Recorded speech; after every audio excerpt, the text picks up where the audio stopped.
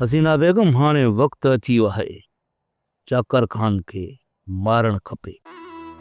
जे असां ईअं न कयोसीं न त चाकर खान असां सभिनी खे ढेर करे छॾींदो।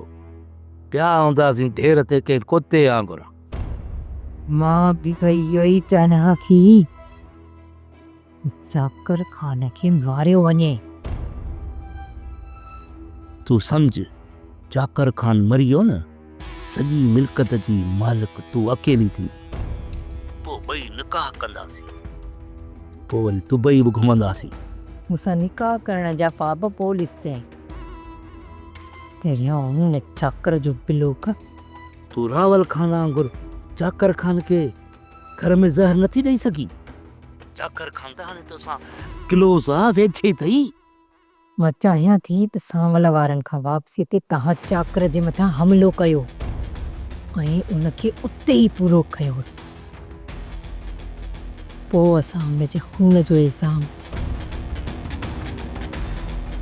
सांवल जे मथां आणी छॾींदासीं। बस कर, चाकर खान उतां बची वियो। पोइ चाकर खान खे केरु काबू में रखंदो? जेकॾहिं तव्हांजे हमले खां बची वियो ऐं चाकर घर अचे पहुतो न त मां ज़हर ॾेई हिते ई पूरो कंदीसांसि। मां कोशिश कयां थो, तू बि कर। मिड़ई कहिड़े न कहिड़े तरीक़े सां चाकर खान खे दुप करणो आहे। इहो ज़हन में ॻाल्हि वेहारे छॾ। पहिरियां तूं चाकर जे मथां हमले जो सोच। जेकॾहिं हुतां बची हिते आयो न मां पाण हिते ज़हर ॾेई पूरो कंदीसांसि।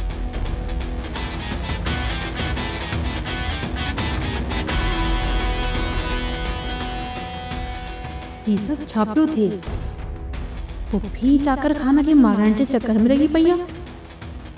किथे हीअं त न आहे त पुफी रावल खान खे बि ज़हर ॾिनो हुजे।